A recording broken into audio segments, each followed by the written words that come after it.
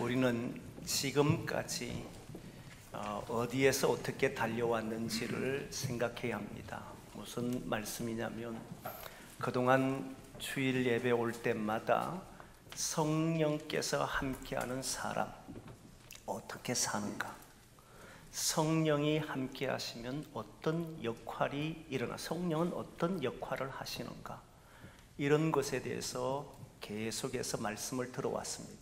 오늘 마무리를 하려고 합니다.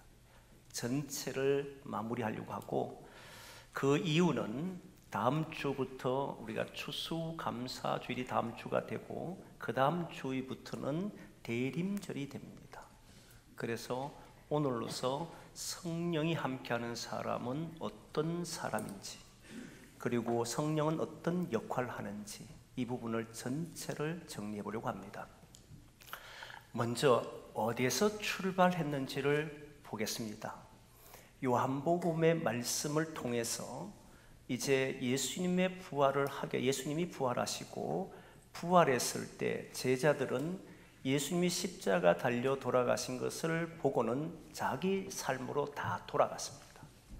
자기 삶으로 다 돌아가서 자기 일을 했습니다. 이것은 예수님을 통해서 자신이 이루고 싶었던 뜻이 무너졌다는 말입니다. 예수님을 통해서 내가 원했던 삶이 될 것이라고 생각했는데 예수님이 십자가를 지고 죽으시니까 이들은 더 이상 기댈 곳이 없었어요. 그래서 돌아갔습니다. 자기 삶으로 다시 갔어요. 그런데 예수님이 부활했다는 소식이 들려왔습니다. 하지만 이들은 두려웠습니다. 왜냐하면 유대인들은, 특히 유대 종교 지도자들은 예수님의 부활 소식을 전하는 것을 금지했고 그것이 퍼질까 봐 걱정을 해온 상태입니다. 그래서 이들은 두려워서 어느 한 집에 모여서 문을 걸어 잠그고 대책을 논의했습니다. 문을 걸어 잠궜어요. 그 내용을 보면 두려웠다 하는 표현이 있습니다. 예수님의 부활의 소식은 처음에 들었을 때 이들은 두렵게 했습니다. 하지만 그 자리에 예수님이, 부활하신 예수님이 오시게 되자 이들은 예수님의 부활을 보고 크게 기뻐했다는 말씀이 있습니다. 그리고 예수님의 첫 메시지가, 부활하신 주님께서 사람들에게 던진, 제자들이 던진 첫 메시지가 평안할지어다 였습니다. 그러고 보면 요한복음의 말씀, 하나님의 뜻을 위해서 왔고 마침내 마지막 십자가 달려 돌아가기 전에 내 기쁨을 너희에게 주어 너희 기쁨이 충만하게 하려 합니다. 내게 있는 평안을 너희에게 주노라. 이 평안은 세상이 주는 것과 같지 않다라고 하는 말씀을 통해서 주님이 주시려고 하는 것이 부활을 통해서 제자들이 경험하게 됩니다.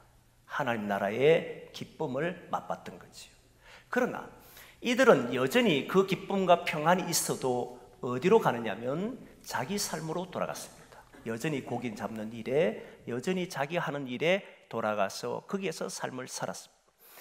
부활하신 주님께서 다시 그들의 삶의 자리에 찾아갑니다. 그리고 그들에게, 베드로에게 특별히 내 양을 먹이라, 내 양을 치라, 내 양을 먹이라면서 소명을, 그를 부르시고 사명을 주십니다. 그 일을 이제 하라고 주시지요.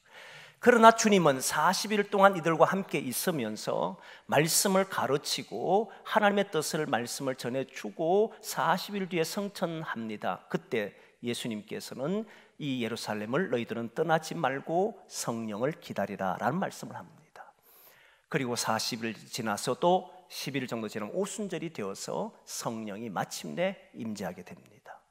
성령이 임재하고 났더니 이들의 삶은 완전히 달라졌습니다. 두려워하던 이들, 무서워하던 이들, 자기 뜻으로만 살려고 하고 자기 생각으로만 살려고 하는 이들이 그때부터는 예수님을, 하나님을 위해서 살고 예수님을 위해 살고 두려움도 무서움도 이겨내기 시작합니다. 완전히 새로운 사람이 되어버렸어요. 그래서 우리는 성령이 함께하는 사람은 어떻게 되는가라고 하는 부분에서 말씀을 받던 겁니다. 그 내용을 보니까 사울 같은 왕도, 처음에 사울은 베냐민 지파 출신이기 때문에 사람들이 인정하지 않은 왕이었지만, 그러나 길앗 야베스 사람들이 어려움을 당하고 있다는 사실을 알고는 그는 일어나서 그들을 도우러 갑니다. 자신의 목숨을 걸고 길라디압에서 사람들을 도우려고 했다는 거예요. 성령이 크게 임하사라고 하는 부분이 바로 그 사울에게 나타납니다. 사울이 길라디압의 사람을 도우러 가려고 하는 그때에 보니까 성령이 그에게 크게 임하사. 그리고 또한 다윗이 있습니다. 다윗도 보면 어린 나이에 사울이 그러다가 성령이 떠나고 나니까 악한 신이 들려서 근심 속에 놓여 있을 때, 그때 수금을 타는 자, 악기를 다루는 자를 찾아오라고 하고 그 사람이 다윗이잖아요. 다윗은 아직 어린 나이입니다. 다윗은 앞으로 사울이 자기에게 어떻게 할지를 모르지만, 그러나 그도 사울을 위해서 가서 그 아픈 사람, 근심 있는 사람을 악기 연주를 통해서 해결시켜 줍니다. 그때 앞에 붙어있던 말이 뭐냐면 성령에 감동되니라. 다윗이 성령에 감동하니라고 돼 있고 그 다음에 일어난 일이 사울을 도우러 갔던 거예요. 모든 일들이 이렇게 이루어집니다. 이후에 보니까 브살렐과 올리압이라는 사람도 성막을 짓는데 그들은 지혜로운 사람이지만 하나님의 지혜로 성막을 짓더라 하는 것이 나오잖아요. 인간의 지혜가 아니라 하나님의 지혜. 사람은 문제에 부딪히면 지혜를 발휘합니다. 그런데 사람의 지혜는 다 한계 있습니다. 넘을 수 없는 한계 다 있지만 하나님의 지혜를 가진 사람은 한계가 없어요. 그 문제를 해결해낼 수 있는 능력을 발휘하게 됩니다. 그렇게 살더라는. 이제 신약에 오면 바울은 또는 사도들은 나면서부터 걷지 못한 사람을 보면서 그 사람을 그 자리에 있도록 만드는 것이 아니라 그들에게 새로운 삶을 열어주잖아요. 일어나라, 예수의 이름으로 명하노니 일어나라. 바울은 그 사람 마음에, 나면서부터 걷지 못하는 사람 마음에 일어날 만한 믿음 있는 것을 보고는 일어나라고 소리를 지르잖아요. 단순히 병을 고치는 데 목적을 둔 것이 아니라 이들이 새로운 삶을 살 수 있도록 이들을 위해서 살잖아요. 완전히 다른 삶을 살더라는 겁니다. 그게 누구냐 보니까 성령이 함께하는 사람들이더라. 이렇게 됐잖아요. 희망을 주고 생명을 살리게 하고 늘 삶을 새롭게 만들어가는 사람들이 바로 성령이 함께하는 사람들이다. 그걸 보여줬잖아요. 근데 오늘 본문에 보면 이제 마무리를 하면서 8절 말씀 보면 이런 말씀이 나옵니다. 우리에게, 너희에게 성령을 주신 하나님을 저버리지 말라. 성령을 주신 하나님을 저버리지 말라. 이 말씀을 합니다. 저버린다는 이 말은 아데톤이라고 하는 헬라어입니다. 아데톤은 본래 쓰일 때는 법적인 효력을 말할 때 씁니다. 법적인 약속을 체결하고 난 뒤에 거기에 따른 이제 문제가 해결되지 않을 때 그걸 어긴 사람들을 보고 저버렸다. 또는 성경에 보면 언약을 체결하고 난 뒤에 언약을 저버린, 언약대로 살지 않고 자기 멋대로 사는 사람을 보고 이때 아데톤이라고 하는 헬라어를 씁니다. 다른 말로 성경, 영어 성경에 보면 이 말은 어떻게 번역되고 있냐면 거절하다 또는 무시하다라고 하는 말로 번역되어 있습니다. 이처럼 오늘 우리에게 주어진 이 저버린다는 말씀은 데살로니가 교인들에게 저버린다라고 하는 이 말씀을 쓴 것은 하나님과 맺은 약속을 깨트리고 다시 하나님의 사람이 아니라 세상 사람들처럼 살아가는 것을 보고 이야기할 때 쓰는 단어라는 거예요. 저버리면 안 된다. 성령을 주신 하나님을 저버리지 마라. 이 말은 성령을 우리에게 주신 그 이유를 알고 거기에 따라서 언약을 체결한 사람답게 살아가야 한다는 것을 말하는 겁니다. 그럼 하나님의 뜻대로 사는 것이 무엇이냐라고 했을 때 하나님의 부르심을 입은 사람은 하나님의 뜻을 이루어야 되는데 오늘 본문에 보니까 하나님의 뜻은 거룩함이다. 이렇게 나와요. 저버리는 행위가 어떤 것이냐라고 했을 때 오늘 본문에 저버린 행위에 대해서 이야기하는데 음란한 것이 저버린 행위고 그리고 자기 아내를 존귀함과 거룩함으로 대하지 아니하고 이웃들처럼 세교거리로 삼거나 또는 형제를 대할 때에 해할 때에 자기의 분수에 넘어서 형제를 해하는 사람들을 보고 저버린 사람이라고 이야기하고 있습니다.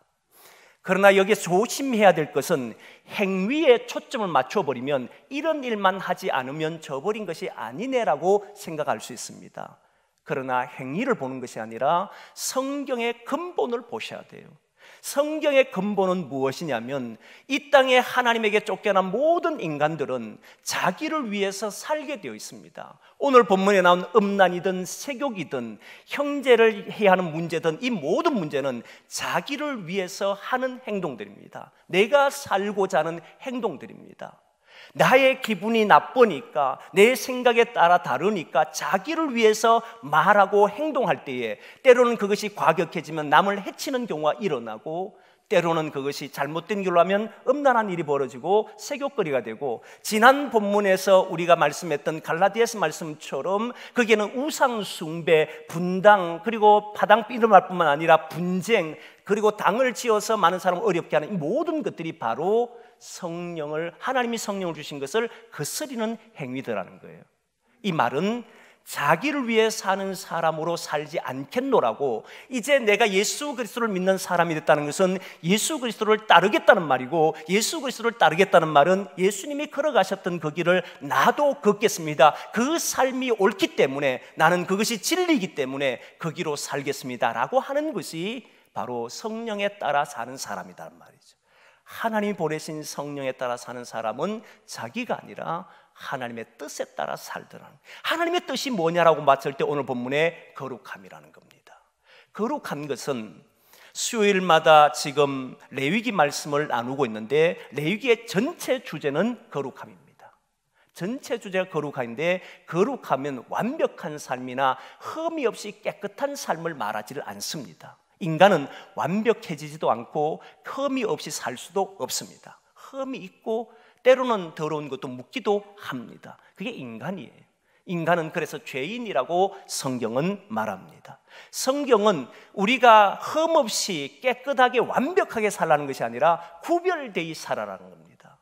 구별되이 사는 것이 무엇이냐면, 조금 전에 얘기했던 것처럼 자기를 위해 살던 삶에서 벗어나서 이제 주님이 보여주신 삶이라고 하는 타인의 생명과 사람들에게 희망과 언제나 어려움 속에 있을 때의 새로운 길을 제시하며 그들에게 소망을 줄 수 있는 삶을 보고 이야기한다는 거예요. 이걸 이제 너희들이 알았지 않느냐? 오늘 1절 말씀 보면 예수님을, 하나님을 어떻게 기쁘게 하실지를 너희들이 알았지 않느냐? 이제 그 일을 위해서 힘쓰라라고 하는 말씀이 나옵니다. 그래서 우리가 세상의 일을 버린다는 것은 세상이 추구하는 방법대로 살지 아니하고 하나님의 방법대로 살겠다는 말이에요. 인간은 자기의 방법대로 살 때 나타나는 현상을 보면 오늘 본문의 모습과 똑같습니다. 싸움을 하는 이유도, 화를 내는 이유도, 소리를 지르는 이유도, 사람을 괴롭히는 이유도, 그리고 많은 사람들과 분당을 지어서 그 사람을 몰아내는 이유도, 이런 모든 이유와 음란한 이유도, 세욕을 하는 이유도 다 보면 결국 자기를 위한 거예요. 십계명을 보면 여러분 나옵니다. 십계명에 하나님께서 다른 신을 섬기지 말라라고 해놓고 그 다음 우상을 만들지 말라 했습니다. 우상을 만들지 말라 바로 앞에 뭐라고 적혀있냐면 자기를 위하여 우상을 만들지 말라. 자기를 위한다는 게 얼마나 무서운지 알아야 됩니다. 자기를 위해 사는 사람은 폭력적이 됩니다. 자기를 위해 사는 사람은 경건한 척 보이지만 그 안에는 무서운 것이 담겨 있습니다. 타인을 위해서 살아라. 다른 이들을 위해서 살아라. 말을 해도 행동을 해도 다른 사람의 생명을 위해서 말을 하고 행동을 하라는 거예요.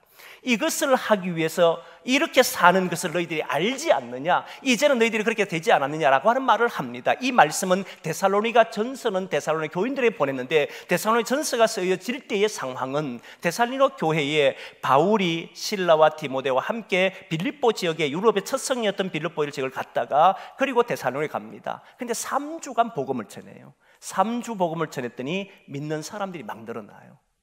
그때 바울을 영접했던 사람이 야손이라고 하는 사람인데, 야손이 자기 집에 청하여서 묵게 했습니다. 3주를 묵게 해요. 그런데 시기심 있는 사람이 있었습니다. 이 사건을 보질 못한 사람이 있어요. 누구냐면 유대인이었습니다. 시기심요, 하나님을 위한다라고 했잖아요. 하나님을 위해서 못 전하게 하려고 했잖아요. 그런데 성경은 정확히 이야기합니다. 시기심으로 그랬다고. 유대인들이 시기심이 일어나서 결국은 바울과 그 사람들을 죽이려고 합니다. 제일 먼저 제거하려고 했던 사람이 야손을 잡아서 드립니다. 그러나 야손은 보석검으로 풀려납니다.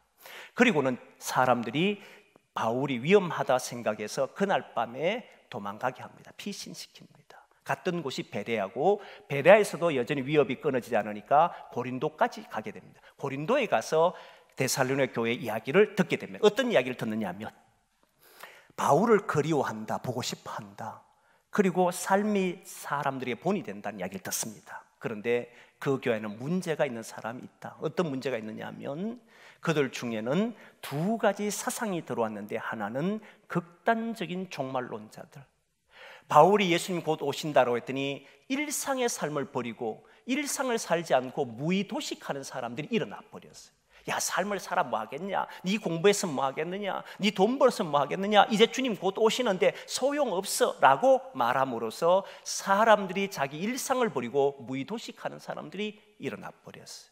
한편 이것과 함께 동시에 또 일어난 것이 영지주의자들이 모든 세상의 이치를 깨달으면 영적인 사람이 되는데, 영적인 사람은 육신의 지배를 당하지 않는다. 우리가 육신으로 하는 모든 일들은 죄가 될 수 없다. 자유를 느껴라. 그리고는 음란한 일들과 온갖 죄악들을 행합니다. 그러면서도 나는 영적인 사람이니까 이것이 나를 무너뜨리지 않는다고 말을 해왔던 거예요. 이 둘 다는 이단이었습니다.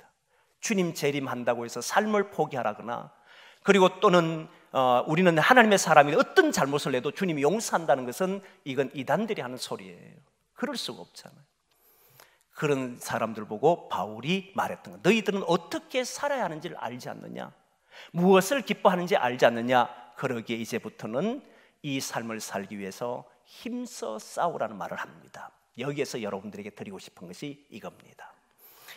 여러분, 하나님은 우리가 성령으로 살기를 원하여서 하나님의 사람을 살기 위해서 성령을 우리에게 부어주었습니다. 그런데 이제부터는 이 둘 사이의 갈등을 가지고 살게 될 겁니다. 인간은 끊임없이 자기를 위해서 말할 수밖에 없고 자기를 위해서 할 수밖에 없습니다. 그러나 하나님의 사람들은 자기를 위해서 말하는 것이 아니라 하나님을 위해서, 다른 사람의 생명을 위해서 말하며 살아야 된다는 걸 이제 압니다. 문제가 일어나면 끊임없이 어둠과 마귀는, 사탄은 우리로 하여금 네가 살아야지, 네가 자존심이 상하면 안 되지, 네가 여기에서 그런 대접 받으면 안 되지, 네가 그러면 안 되지, 자꾸 끊임없이 우리로 하여금 내가 살도록 계속해서 요구한다는 거예요. 그래서 분노도 일으키고 시기도 나게 하고 당을 짓게 하기도 하고, 그리고 분쟁을 하기도 하고, 이런 일들을 끊임없이 해내게 만드는 것이 어둠이라는 거예요. 그런데 하나님의 사람은 힘써 싸워야 됩니다. 오늘 1절 보면 너희가 더욱 많이 힘써 싸우라고 하지 않습니까? 힘써 싸워야 되는 것은 이런 생각들이 들 때마다 하나님, 나는 인간이기 때문에, 죄인이기 때문에 끝내 나를 위해서 말할 수밖에 없고 끝내 나를 위해서 행동할 수밖에 없습니다. 그러나 이렇게 사는 것이 옳지 않다는 걸 압니다. 그렇기 때문에 나는 이거와 싸워야 합니다. 의지적으로 싸우라는 거예요. 본인들이 의지적으로 싸워내야 한다는 겁니다. 이것과 싸워내지 않으면 언제든지 우리는 육신에 따라 살고 결국 성령을 저버리고 산다는, 하나님이 주신 이 성령을 주신 것을 저버리고 하나님의 뜻에 맞지 않도록 살아간다는 거예요. 여기에서 마지막 이야기는 그겁니다. 왜 성령을 주셨느냐 하면 우리가 의지적으로 내 욕심대로 살지 않겠노라, 나를 위해 살지 않겠노라, 다른 사람을 위해 살아보겠노라 했을 때 인간의 힘으로 할 수가 없을 겁니다. 못합니다. 저도 그렇고 여러분들도 못할 겁니다. 의지를 가지고 해보려고 해도 바로 무너질 겁니다. 그때마다 하나님이 우리에게 성령을 주셨다는 것을 믿으십시오. 성령 하나님이 지혜를 주시고, 성령 하나님이 능력을 주시고, 성령 하나님이 우리에게 말을 주시고, 성령 하나님이 우리에게 행동할 수 있도록 하신다면 우리는 하나님을 저버리지 않고 살게 될, 하나님의 부르심에 맞도록 거룩한 사람으로, 구별된 사람으로 살아가게 되는 줄 믿습니다.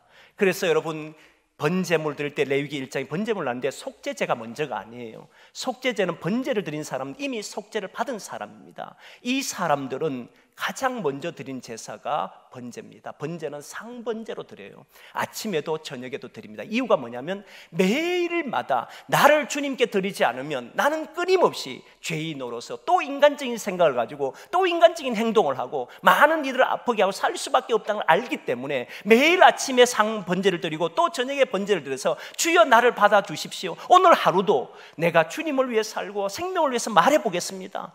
이 길을 걷는 사람들이 저와 여러분들이라는 거예요. 하나님을 저버리지 말고 성령과 함께 행하면서 참으로 이 땅 위에 많은 생명들을 구원하고 복된 인생들이 되기를 소망합니다. 기도하겠습니다.